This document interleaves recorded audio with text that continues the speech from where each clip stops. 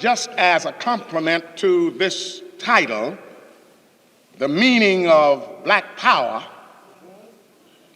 we will refer you to a passage which reads, "And Ethiopia shall stretch forth her wings."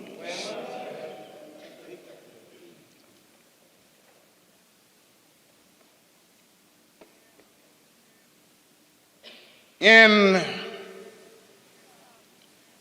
his book, Where Do We Go From Here?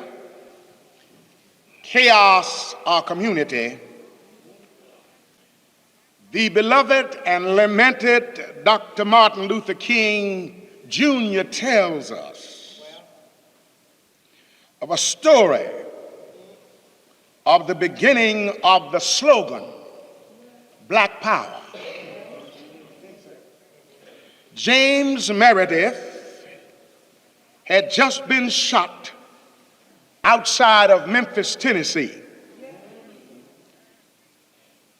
as he attempted to lead a march through the state of Mississippi, beginning at Memphis and ending at Jackson, Mississippi, the capital of the state.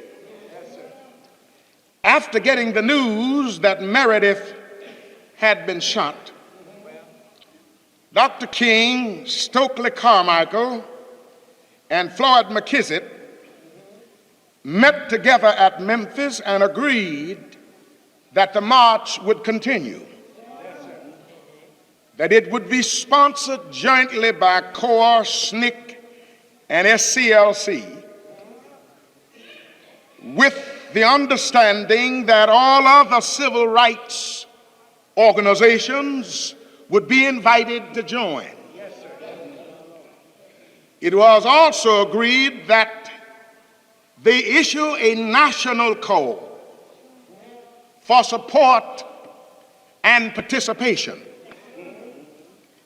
Dr. King further says, as the days progressed, debates and discussions continued, but they were usually pushed to the background by the onrush of enthusiasm engendered by the large crowds that turned out to greet them in every town. He said we had been marching for about 10 days when we passed through Grenada, Mississippi, on our way to Greenwood, Mississippi. Stokely did not conceal his eagerness to reach Greenwood, for this was SNCC territory, in the sense that the organization had worked courageously during the turbulent summer of 1964. Dr. King continues, as we approached the city, large crowds of old friends and new turned out to welcome us. As a huge mass meeting was held that night, which was held in a city park, Stokely mounted the platform, and after arousing the audience with a powerful attack on Mississippi justice, he proclaimed, what we need is black power. Willie Ricks, the fiery orator of SNCC, leaped to the platform and shouted, "What do we want?" The crowd roared, "Black power." Again and again, Ricks cried, "What do we want?" And the response was, "Black power." And that response grew louder and louder until it reached a fever pitch. This was the beginning of the slogan, black power. I know that this particular expression has disturbed a lot of people, but I don't think if it is understood in the right context, if it is interpreted right, there is nothing wrong with black power any more than there's nothing wrong with white power or Jewish power or Polish power.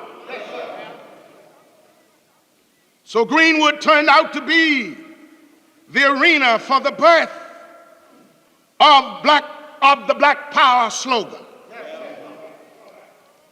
The phrase had been used long before by Richard Wright and others, but until that night, it had not been used as a slogan for the civil rights movement. Black people who had been crushed so long by white power and who had been taught that black was degrading, it had a ready appeal. Dr. King goes on to say, black power is now a part of the nomenclature of the national community.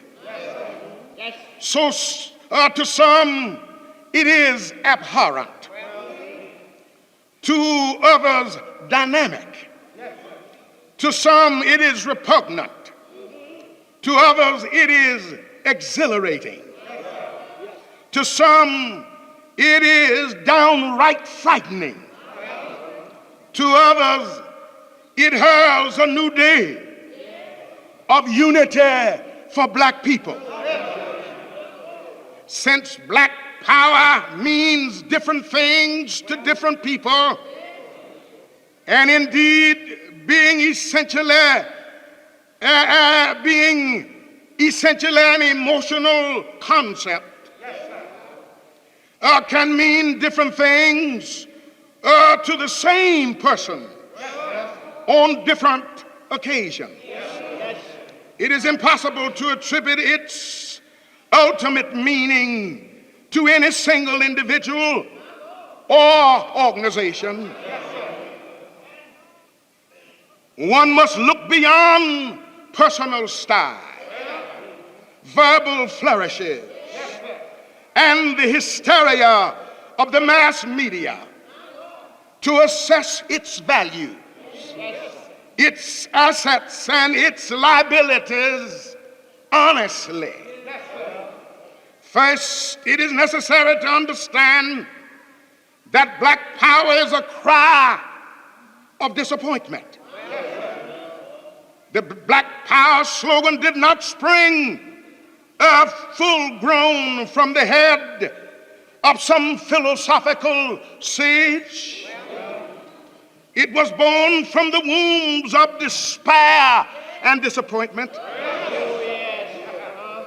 It is a cry of daily hurts and persistent pain. I don't believe I have anybody here to pray with me tonight. For centuries, the Negro has been caught in the tentacles of white power. Many Negroes have given up faith in the white majority because white power with total control has left them empty-handed. So in reality, the call for black power is a reaction to the failure of white power.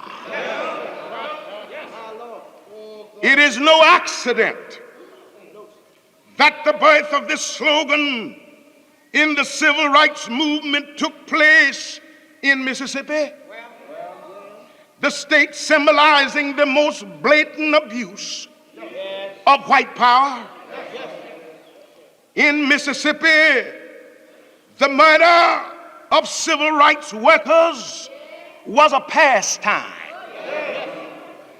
In that state, more than 40 Negroes and whites were either lynched or murdered during a period of 3 years, and not a single man was punished for those crimes. More than 50 Negro churches were burned or bombed, yet the bombers walked the streets surrounded by a halo of adoration. This is white power in its most brutal and cold-blooded and vicious form. I wished I had somebody here to pray with me tonight.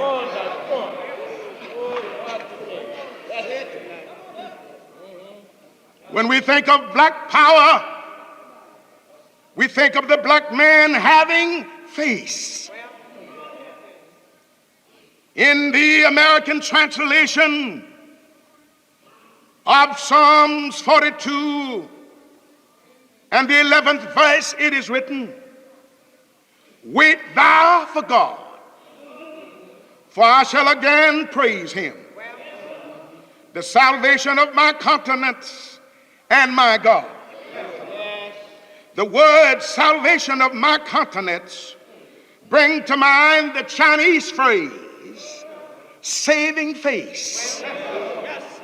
The contrast between the two methods of saving face is a suggested one. It symbolizes a choice in motives, in living, which essentially all must make. A chief end of man in China is to save face. It dominates the smallest actions in personal relations and the most momentous procedures in diplomacy. Men live under the shadow of a haunting fear of the loss of prestige, position in the eyes of others. Everything, even life itself, is sacrificed to face saving. But it is not confined to China. Bertrand Russell says, truly, in the daily lives of most men and women, fear plays a greater part than hope. They are more filled with the thought of the possessions that others may take from them than of the joy that they might create in their own lives and in the lives with which they come in contact.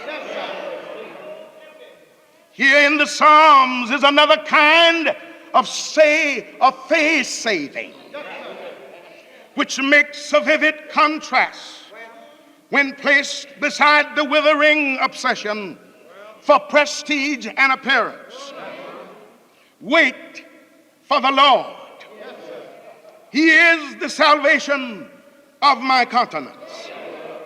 That is the real saving of face, the redemption of a life from the domains of fear into that of hope and trust. We have our choice whether to devote ourselves to pitiful saving of face or transforming salvation of countenance through faith. All thinking people would agree that black power is psychological, and it is a psychological call to manhood. For years, the black man has been taught in America that he is nobody, that his color is a sign of biological depravity, that his being has been stamped with an indelible imprint of inferiority, that his whole history has been soiled with the filth of worthlessness. All too few people realize how slavery and racial segregation have scarred the soul and wounded the spirit of the black man. The whole dirty business of slavery was based on the premise that the black man was a thing to be used, not a person to be respected. 1,000 times a week, the black man in American slavocracy heard the words nigger, no count, no good. He was told even by so-called white preachers that he was designed by God to be a hewer of wood and a drawer of water, and that it was a sin to desire to be free.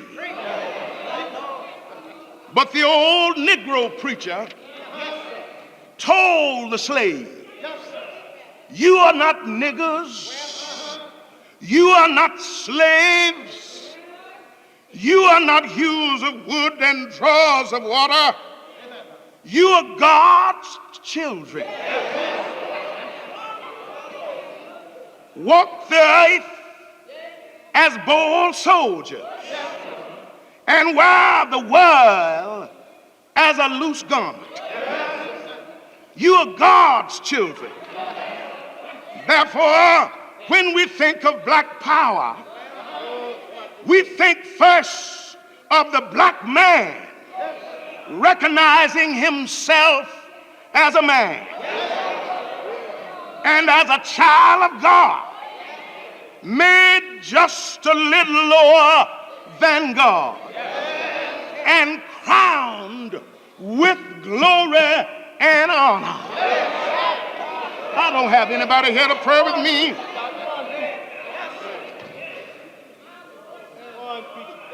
In the book of Genesis, the first chapter, and the 21st and the 27th verse, it is written, and God created man in his own image. In the image of God, in his image, God created he him. Male and female created he them. And it can be rightly added, brown and yellow, black and white, created he them. On Mars Hill, the Apostle Paul said that from one source, from one common stock, from one blood, God made all men to dwell upon the face of the earth. It was the Apostle Peter who famously declared that God is no respecter of persons. Therefore, when we think of black power, we think of the black man recognizing himself as a child of God and a member of the human family.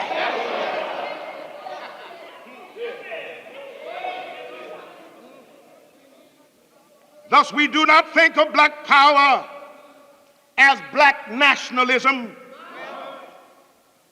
for that means pro-black. It means the same thing that the southern white man means. It means his nationalism is pro-white. So we are not stretching the meaning of black power to mean black nationalism.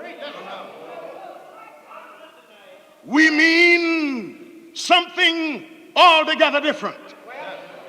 We mean recognizing ourselves as men. We mean recognizing ourselves as children of God.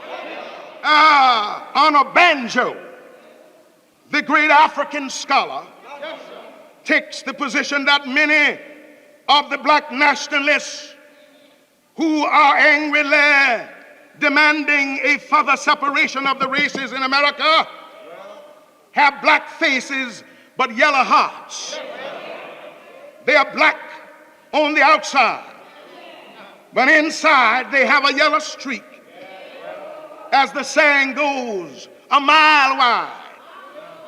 To quote Lewis Martin from an article in the Detroit Courier, Dr. Arnold Banjo insists that some of these black nationalists are suffering from a deep and sometimes subconscious feeling of inferiority, which they are trying to cover up with tough talk and wild rhetoric. He insists further that they are running away from, I'm going to be through in a minute, they are running away from competition with the white man, or more specifically, trying to escape intellectual competition with the white man. The nationalists do not object to competition with the white man in the areas where they feel confident of their activities or abilities. Dr. Arnold Banjo further insists and cite that most black nationalists will readily accept competition with a white man in the field of athletics or even in the field of sex, for he feels more confident in these areas. You're not praying with me. Their sense of inferiority shows its face, however, when the competition involves a contest between white and black brains. In short, when it comes to matters of muscles, the nationalists are full of courage. And when it comes to matters of minds, the nationalists show signs of cowardice. But it has been undeniably proven that the Negro can compete in the field of brains. Dr. W.E.B. Du Bois,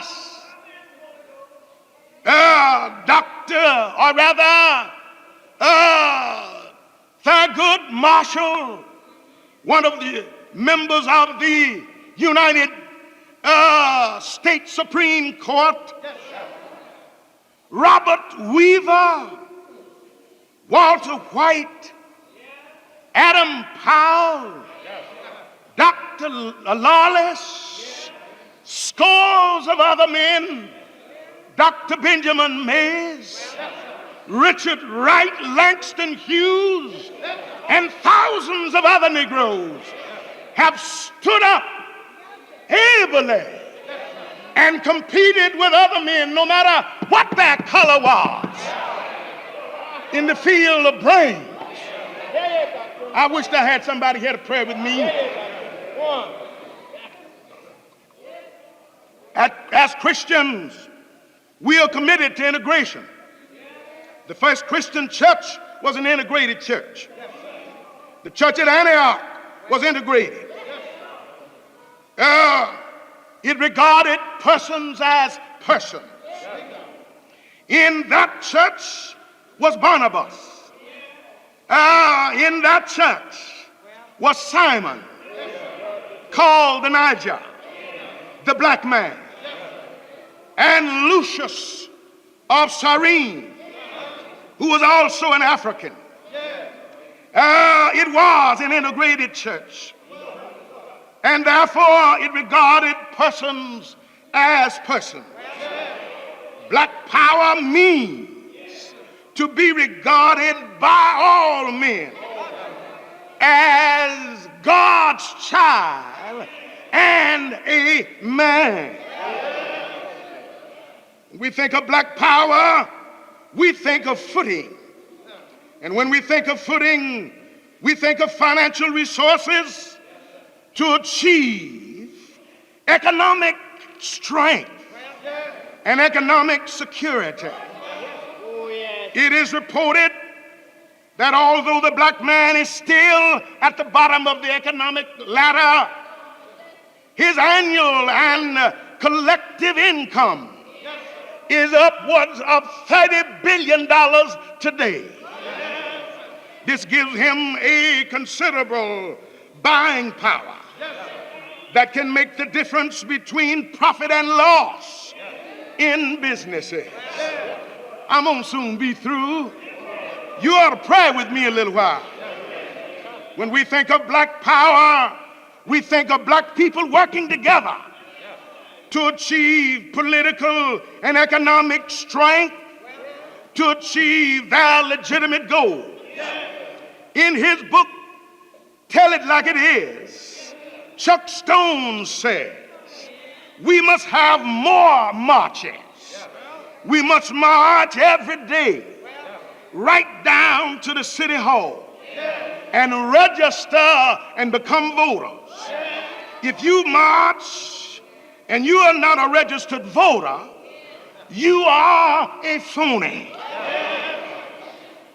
We must march every day for jobs, hammering away at the iron curtain of racial exclusion, with which so many companies and industries in our city and country have lowered between us and complete, you understand, security. We must march every day to protest and protest and protest until our cities and our mayors decide there's no place any longer in our society for bigots in our midst. We must march every day to protest the black ghetto of houses which stunt the healthy flowering of our children. We must raise every kind of legitimate and constitutional hell we can until America recognizes that all America's 22 million black men, women, and children were created equal in the eyes of God. I'm going to let you go when I tell you this. I'm going to let you go when I tell you this. In summary, I would define black power to mean we must know that we are God's children. If there's somebody beside you asleep, wake them up and let them hear the sermon. They need to hear it too, because they don't know too much about their own history. Somebody said if you want to hide something from a Negro, put it in a book.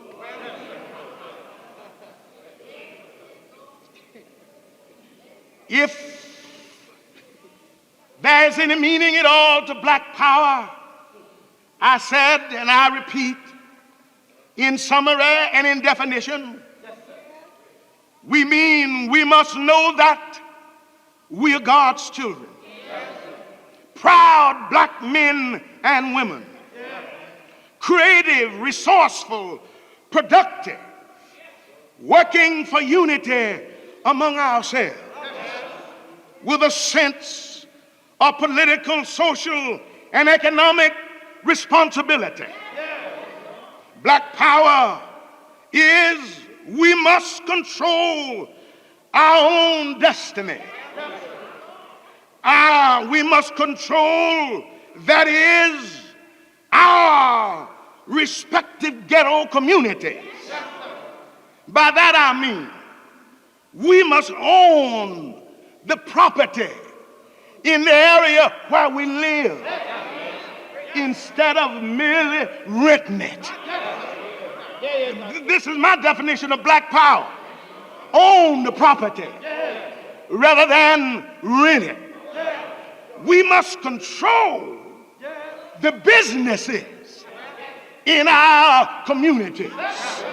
You don't hear me? We must control the education in our communities. We've got to stop this foolishness of feeling that other folks good are better than black folk good. We must grow out of going to another place because the other people can sell it a nickel cheaper. That makes you too cheap. For 1 nickel, you are selling your self-respect and selling the jobs of your sons and daughters. I wish I had somebody here to pray with me tonight. We must control the businesses. If black power mean anything in our communities, we must not only do that, we must control the education. You got to hear me a little while here. We must control the education in our communities. I don't mean just teach. I mean control from the Board of Education, who make the policy for what goes on in the Negro community. You don't hear me? We must learn to control the banking in our community. We must put our money in black banks. For no bank can exist unless it has federal backing and federal insurance, no matter whether it is black or white. Inasmuch as the white bank doesn't have anything but federal protection, and the Negro bank must have the same thing by law. We must control the banking in the Negro ghetto. That isn't all. We must control the police who police in our communities. I don't mean just ride in scout cars. I mean to get up there with the commissioner where the decisions are being made as to what police will do.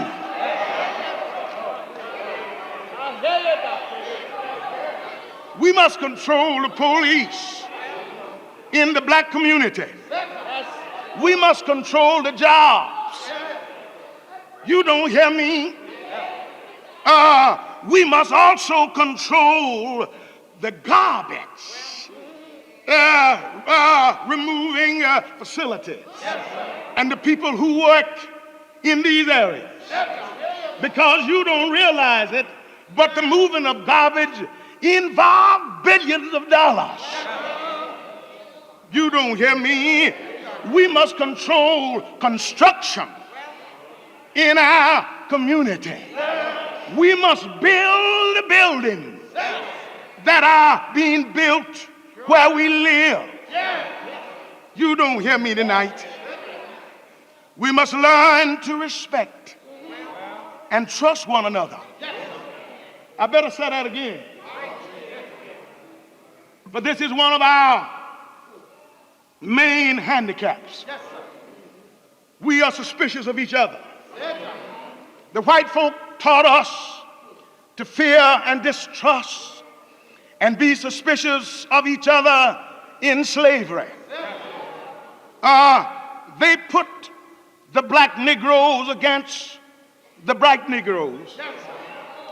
And they put the poor Negroes against the better-to-do Negroes. And they put the town Negroes against the country Negroes. And they taught us to disrespect and be suspicious, in terms of the southern Negroes against the northern Negroes. Oh, Lord. So we've got to grow out of this mistrust and out of this fear. Oh, Lord, we've got to learn to be men and women of respect and of trust. You don't hear me tonight. We've got to learn, oh Lord, if we cannot trust one another, who can we trust outside of God? Oh Lord, but did you know that trusting God is trusting one another? Did you know that loving God is loving one another? Oh Lord, and we got a long way to go in this connection. Oh Lord, for we still have hangovers of fear and distrust, even in the latter 60s, even in the 19th century. Oh Lord, let me tell you one thing. Did you know in my conclusion, oh Lord, I understand the men who dedicated themselves to help us accomplish these things. Oh Lord, the men that lead in these areas have a lonesome travel. They have a lonely vigil. Oh Lord, for we are so indifferent. We are so far from being dedicated, and we are so callous about progress. And the man that takes it upon himself has a hard time. Oh Lord, well, I understand you don't help me. Jesus in the garden that night, when he said to those people who were with him, he himself had a dream, and he wanted them to share that dream. He wanted them to share their dedication. Oh Lord, and he said to them as he went out to prayer that night, can't you watch with me 1 hour? Oh Lord, but when he came back, they were all asleep. Sleeping the sleep of carelessness and indifference.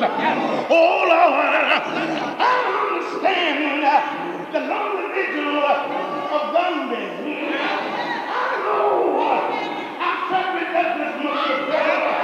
Oh Lord, I know what Martha Starvey must have gone through. You don't have me tonight. You don't hear me. I know what Martin Luther King must have felt many nights in jail. Oh, Lord. Oh, but I'm going on anyhow. Yes, I'm going on anyhow. Oh, just keep on marching. Keep on marching. Keep on believing. Keep on trusting. Wow!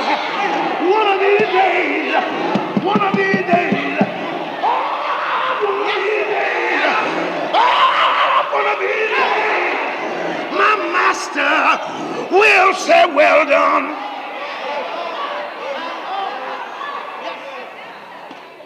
God bless.